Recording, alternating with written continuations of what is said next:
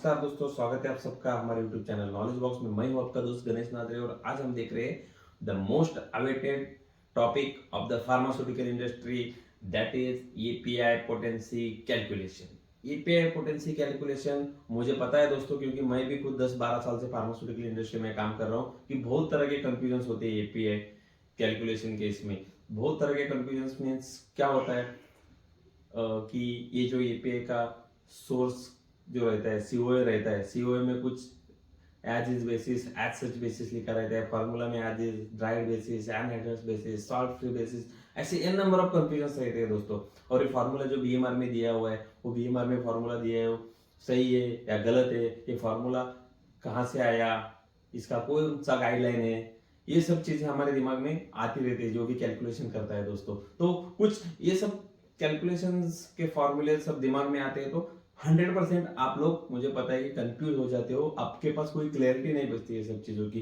तो मैं आपको डैम श्योर अश्योर करता हूं कि ये वीडियो और इसके बाद आने वाले 3-4 एपिसोड होंगे, ब्रेकअप करके बना रहा हूं दोस्तों, ये अगर आपने एक बार सही से देख लिया तो श्योर शॉट आपको ये पे कैलकुलेशन में कोई भी दिक्कत नहीं आएगी दोस्तों। ये जो भी उसके पॉइंट से as is basis, as such basis, dried basis, anhydrous basis, salt free basis, ये क्यों है, किस लिए है, किस तरह इनको कैलकुलेट किया जाता है, किस तरह कब इनको कंसीडर करना चाहिए, कब नहीं कंसीडर करना चाहिए, ये यार नंबर में क्या करना चाहिए, दो अगर यार नंबर होते तो उसका कैसा कैलकुलेशन करना चाहिए, 3 यार नंबर होता है तो कैसा कैलकुलेशन करना चाहिए, अगर सॉल्ट को कंसीडर करना है या सॉल्ट को नहीं कंसीडर करना है तो किस तरह के फॉर्मूले अप्लाई होते हैं और ये फॉर्मूले कैसे कहां से आए, ये सब चीजें वन बाय वन आगे आने वाले वीडियो में और आगे आने वाले एपिसोड्स में हम देखेंगे दोस्तों।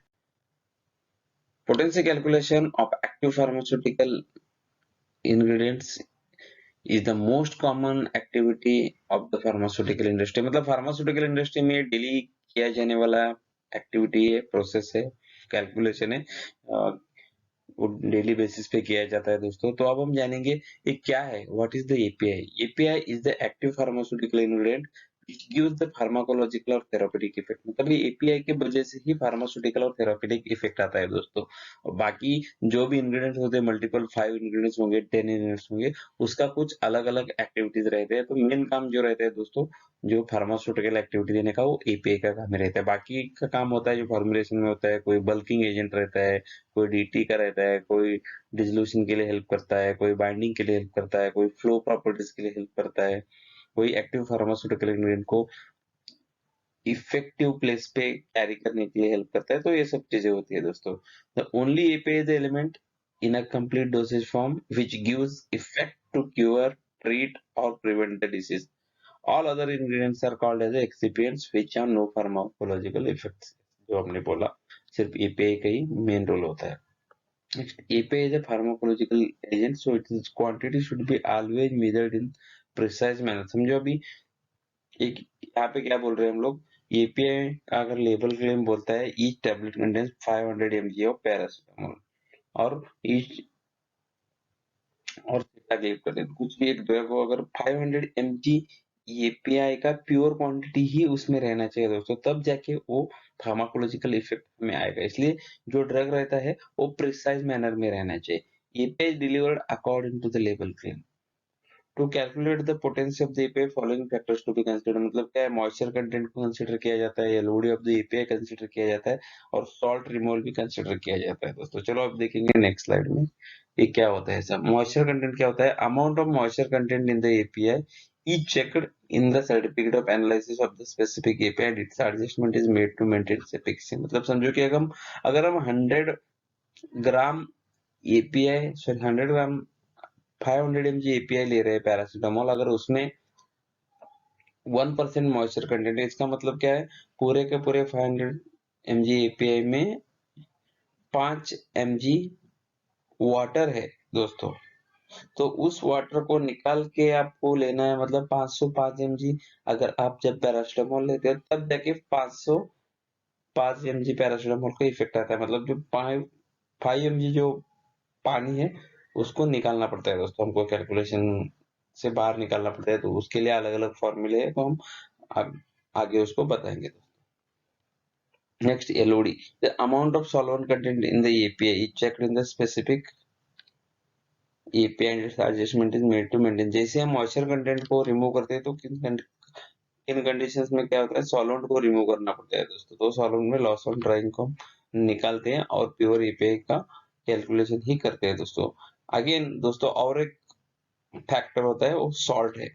Some active pharmaceutical ingredients are used in the salt form like metformin hydrochloride, and some are used without salt like sitagliptin phosphate, in which phosphate factor is removed from sitagliptin। मतलब इसे calculation करना पड़ता है कि sitagliptin से phosphate को निकालना पड़ेगा। फॉर एग्जांपल अभी 100 mg सिटाग्लिप्टिन हमें डिस्पेंस करना है एक टैबलेट में, तो उस कंडीशन में क्या है, फॉर एग्जांपल 98 mg का सिटाग्लिप्टिन रहेगा और 2 mg फॉस्फेट रहेगा, तो उस कंडीशन में हमें क्या करना पड़ेगा दोस्तों, 102 mg सिटाग्लिप्टिन पर टैबलेट लेना पड़ेगा, तब जाके 100 mg सिटाग्लिप्टिन का इफेक्ट आएगा दोस्तों। वो 2 mg फॉस्फेट को हमें कंसिडर नहीं करना है। तो ऐसे हमें ये सब कैलकुलेशन फैक्टर को कंसीडर करके एपीआई को सटीक तरीके से डिस्पेंस करना पड़ेगा, तब जाके प्योर एपीआई हमें मिलेगा और उसका पीक रिजल्ट हमें मिल सकता है। नेक्स्ट अभी हम दोस्तों सॉल्ट रिमूवल एडजस्टमेंट एक है क्या। The question is how will know that when API with salt and when API without salt, मतलब कब चाहिए कब नहीं चाहिए, कैसा पता चलेगा दोस्तों। The answer to the question is that or we have to check or read the label claim. If the label claim that each tablet contains sitagliptin phosphate, then we do not need to remove the salt from. And if label claim states that each tablet contains sitagliptin as a phosphate, then we remove the salt from the API।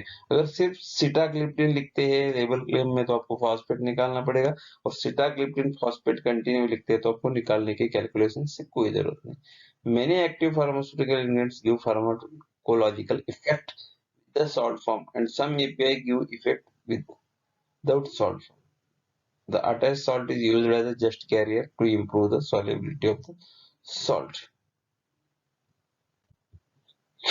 अब दोस्तों अलग अलग तरीके के calculations होते हैं दोस्तों। अनएड्रेस basis API होता है तो उसके लिए हमें वाटर निकालना पड़ता है, ड्राइड बेसिस रहता है तो उसमें भी अगेन वाटर ही निकालना पड़ता है, दोनों सेम ही है।